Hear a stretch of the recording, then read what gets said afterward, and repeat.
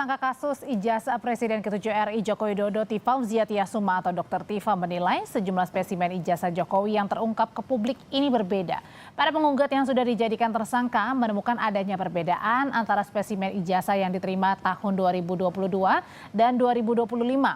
Roy Suryo, Dr. Tiva, dan penggugat lainnya menunjukkan perbedaan spesimen ijazah Jokowi yang terlihat dari lipatan dan lunturan logo Universitas Gadjah Mada. Roy Suryo CS menerima fotokopi spesimen ijazah tersebut saat ditunjukkan Dekan Fakultas Kehutanan UGM pada Oktober 2022. Tapi mereka tak menemukan tanda tersebut dalam ijazah yang diterima penggugat ijazah Jokowi lainnya, yakni Bonatua Silalahi pekan lalu. Dr. Tiva berpendapat kedua fotokopi ijazah tersebut berasal dari spesimen yang berbeda.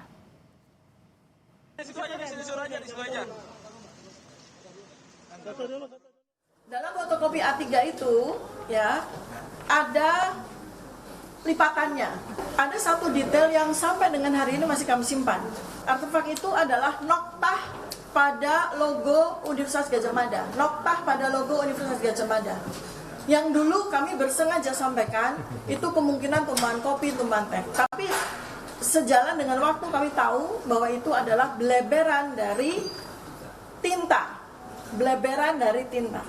Versi yang kedua keluar di tanggal 1 April 2025, tidak ada lipatan dan logo dalam keadaan bersih tanpa ada beleberan tinta.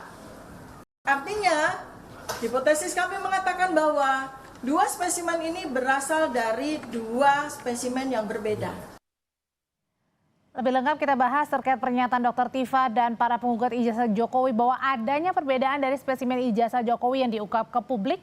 Bersama dengan kuasa hukum Presiden ke-7 RI Joko Widodo ada Bung Rifai Kusuma Negara. Selamat malam Bung Rifai. Malam. Dan juga ada kuasa hukum Roy Suryo Abdul Ghafur Sangaji. Bang Sangaji, selamat malam. Selamat malam Mbak Audrey. Oke. Selamat malam Bang Rifai. Ya, saya mau nanya dulu nih ke Bang Sangaji. Bang Sangaji, jadi kali ini apa sih yang dipermasalahkan terkait dengan lipatan dan lunturan tadi di cap? Jadi gini Mbak Audrey ya, ijazah ini kan memang ijazah yang dari awal memang karena tidak ada transparansi, tidak ada akuntabilitas, juga tidak ada penjelasan dari Pak Joko Widodo, makanya urusan ijazah yang hanya selembar ini dan saya kira cuma satu-satunya di dunia yang menyita perhatian satu negara, itu kemudian akhirnya berkepanjangan gitu loh ya. Nah, semakin lama kita semakin menemukan fakta-fakta baru, semakin lama kita menemukan hal-hal baru, maka semakin banyak juga kejanggalan-kejanggalan itu muncul ya. Jadi yang ditemukan hari ini kan adalah salinan resmi ijazah Pak Joko Widodo yang pernah beliau gunakan sebagai calon gubernur DKI Jakarta, kemudian 2 kali calon presiden. Dan pada saat kami memohonkan itu di KIP, karena saya selaku salah satu anggota tim kuasa hukum dari Bang Bonatua, memang ijazah ini untuk kemudian kami dapatkan salinannya butuh perjuangan dan effort yang luar biasa gitu ya. Padahal sebenarnya hal yang sangat sederhana, hal yang sangat simpel. Pada saat hasil penelitian Mas Roy, Bang Rismon, Dr. Tiva itu muncul, seharusnya kan Pak Joko Widodo mungkin bersama dengan tim kuasa hukum, di sini ada Bang Rifai, harusnya memberikan advice kepada Pak Joko Widodo bahwa ya sudahlah kita sampaikan sampaikan apa saja adanya kepada publik, tidak perlu kita bawa ke ranah hukum pidana supaya tidak berkepanjangan. Nah, begitu kami mendapatkan spesimen-spesimen ini, maka terkonfirmasilah bahwa ternyata ijazah ini memang kita nggak tahu ya. Kalau satu versi berarti tidak mungkin ada kejanggalan. Oke, maksudnya adalah kalau satu versi tidak mungkin ada perbedaan. Ya, artinya ijazah itu kan pasti yang memiliki kalau didapatkan secara sah dan didapatkan secara prosedur akademik yang tepat, pasti kita mendapatkan cuma satu ijazah gitu. Di fotokopi dalam bentuk apapun, mau A3, A4, ya kan, pasti bentuknya tetap sama, informasi yang ada di dalamnya juga tetap sama, ciri-ciri spesifik, ciri-ciri umum juga pasti tetap ada yang sama juga di dalam ijazah itu. Tetapi kemudian yang sekarang kami temukan adalah ada banyak sekali kejanggalan-kejanggalan dan kami nggak tahu nih, ini sebenarnya ijazah Pak Jokowi ini berapa versi nih? Tapi kemudian yang dipertanyakan adalah kenapa bekas lipatan aja dipertanyakan. Tadi ada yang beleberan, kata Dr. Tiva ini juga dipertanyakan. Memang sebegitu detailnya sampai karena menurut gini, Anda sendiri ini spesimennya berbeda? Oh iya dong, karena gini, meskipun yang dilaporkan Pak Jokowi bersama tim kuasa hukumnya itu adalah pasal 310, 311 yang sekarang sudah dikonversi menjadi 433 dan 434 itu. Tetapi ingat, objeknya adalah dugaan ijazah palsu. Kalau dugaannya ijazah palsu, berarti kita bicara tentang kebenaran dan keabsahan, keaslian, validitas suatu dokumen. Ya, pada saat pertama kali ijazah Pak Joko Widodo diserahkan ke Baris Krim Polri dan Dirtipidum menyampaikan hasil penyelidikannya berupa penghentian penyelidikan itu, memang ada kejanggalan. Kejanggalannya adalah ketidakjujuran dari Dirtipidum untuk secara gentleman menampilkan ijazah wujud analog yang versi berwarna kepada publik, tetapi kemudian yang ditampilkan kan adalah fotokopi yang terlipat. Nah, fotokopi yang terlipat itulah yang kemudian diteliti lagi oleh mereka. Disitulah ada kejanggalan-kejanggalan baru lagi muncul. Oke, dengan kejanggalan-kejanggalan baru ini Bang Rifai, ini terkesan mengada-ngada nggak sih? Ada lagi, sampai bekas lipatan, ada beleberan tinta saja, ini dipermasalahkan. Ya, pertama sebenarnya kalau kita ikuti dari pemberitaan yang muncul kan, ternyata apa yang disampaikan oleh Dr. Tifa dan Pak Roy beda dengan Bang Bonatua. Kalau Bang Bonatua sebagai pihak pemohon dan pihak yang menerima legalisir ini 3 lembar, 3 dokumen ya, dia menyatakan justru isinya identik. Ya. Tapi soal ukuran dan segala macam memang beliau tidak mendalami karena bukan tupoksinya. Tapi di sisi lain beliau menyatakan substansi ketiga legalisir ini identik yang diperoleh dari masa-masa pilkada maupun pilpres yang berbeda ya. Ini kan sebenarnya menjadi fakta menarik. Artinya apa? Bahwa selama ini Pak Jokowi selalu memenuhi persyaratannya saat mengikuti pilkada maupun pilpres. Kedua, ijazah Pak Jokowi berkali-kali berulang-ulang dilegalisir oleh UGM. Artinya UGM sendiri sudah pernah melihat ijazahnya dan sudah mengesahkan melalui legalisir. Bagaimanapun legalisir sebagai pertanggungjawaban UGM terhadap keabsahan dari fotokopi ijazah Pak Jokowi, dan itu berulang-ulang, bukan sekali 2 kali ya.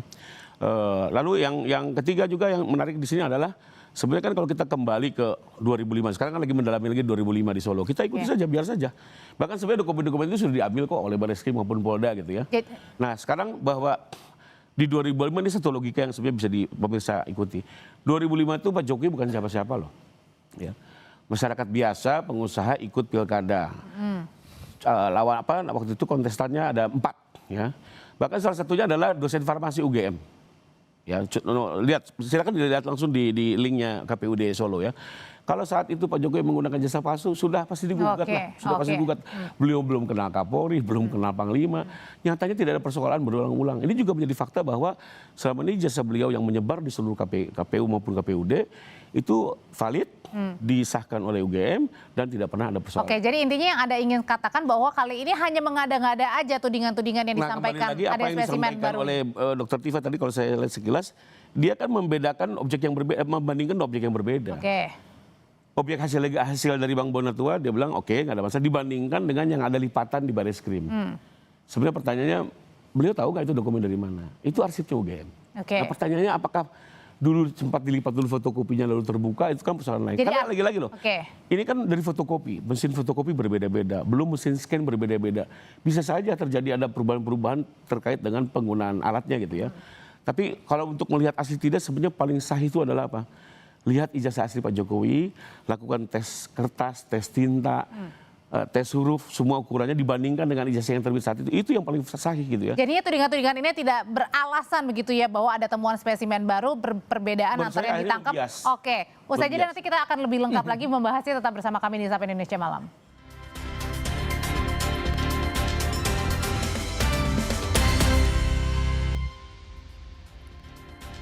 Bang Sang Aji, jadi kalau Mas Roy CS ini sebenarnya mengatakan bahwa mereka ini sebenarnya tahu perbedaan ini sejak lama, pertanyaannya kenapa nggak dari awal aja mengatakan itu, kenapa baru-baru sekarang? Ya karena kita baru bisa mendapatkan dokumen yang resmi.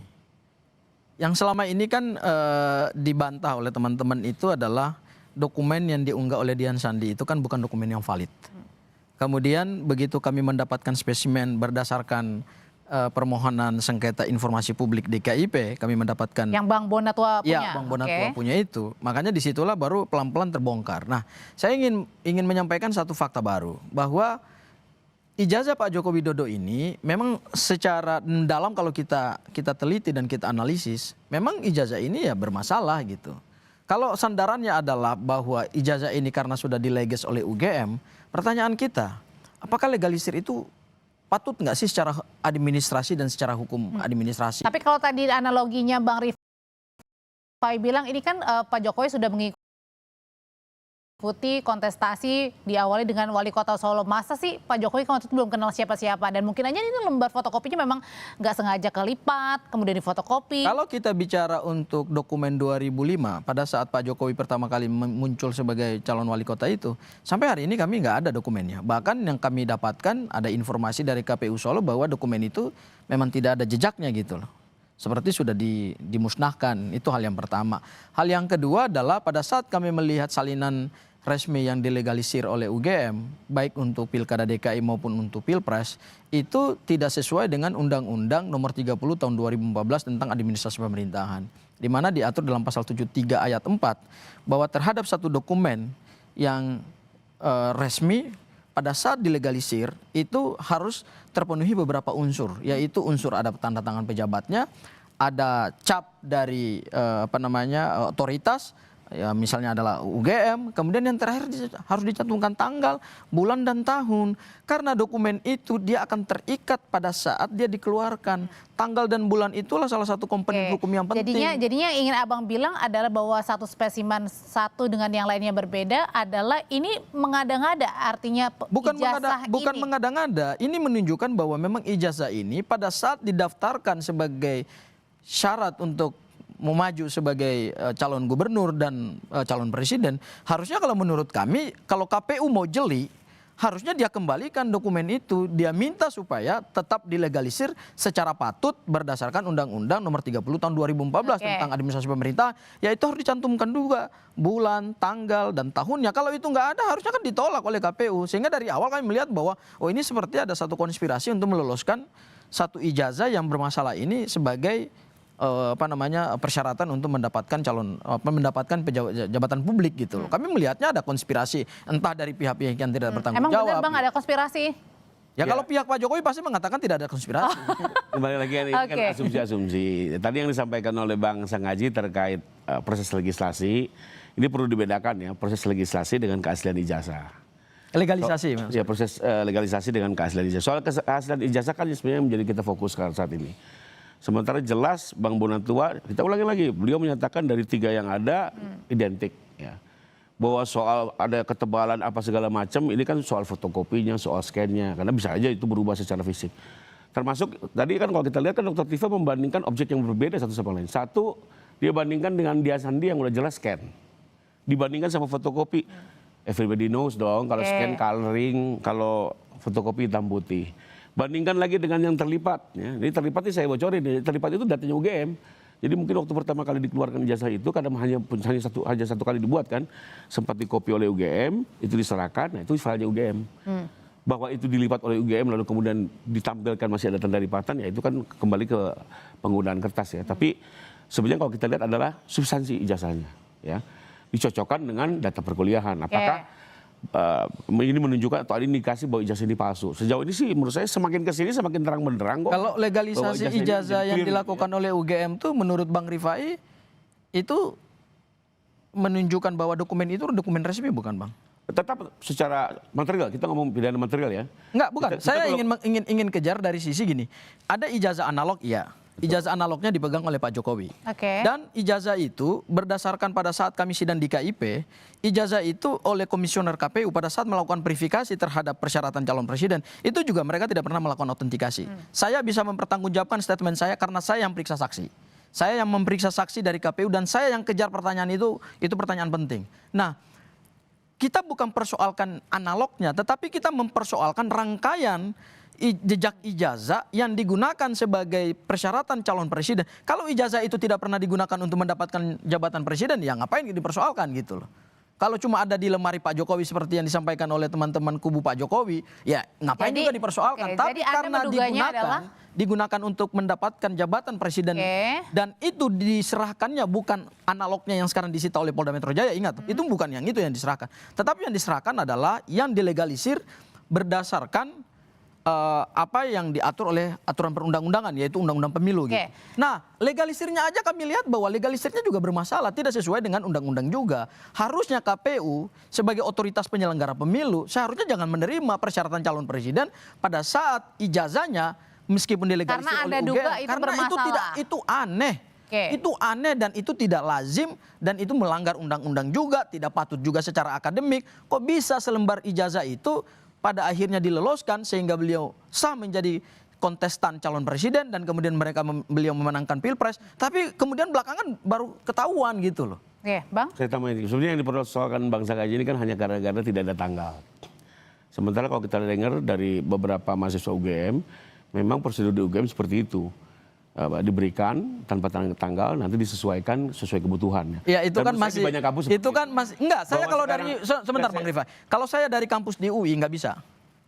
Saya melegalisir ijazah saya di kampus UI, tanggalnya jelas, bulannya jelas, dan tahunnya jelas. Karena kenapa? Karena gini Bang, ada argumentasinya. Argumentasinya adalah legalisir untuk menentukan waktu hukum berlaku saat dokumen keluar. Apakah ini sah atau tidak sah?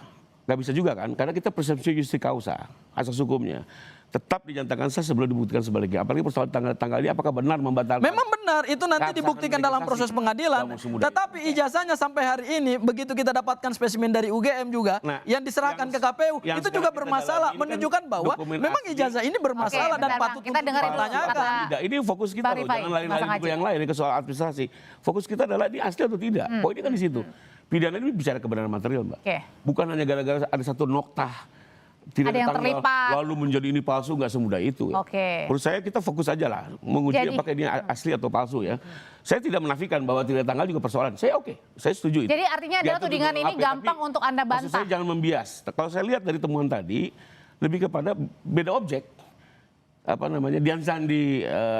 Scan gitu ya, diadu sama dokumennya yang di Bonatua itu fotokopi dengan legalisir, diadu dengan dokumen UGM yang memang terlipat secara arsip. Menurut saya kalau hanya dipersoalkan hanya noktah segala macam nggak substansi. Tapi kalau isinya ada persoalan yang berbeda itu persoalan. Atau misalnya legalisirnya terbukti palsu. Jadi apa ditantangin oleh dekan yang tidak sah itu persoalan. Artinya dengan kalimat sederhananya adalah dugaan-dugaan yang dibilang ini gampang untuk Anda bantah. Nah, saya ingin mengatakan begini.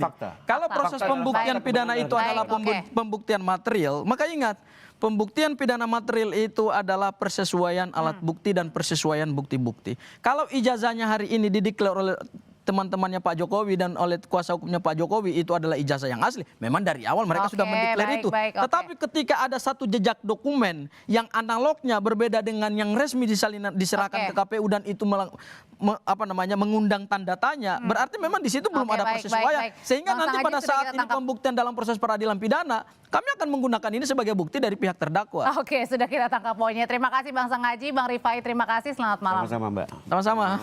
Tetap bersama kami, saudara. Sebuah mahakarya aksi presisi mendaratkan pesawat di atas gerbong kereta yang melaju. Saat lagi kami kembali dengan informasinya di Sapa Indonesia Malam.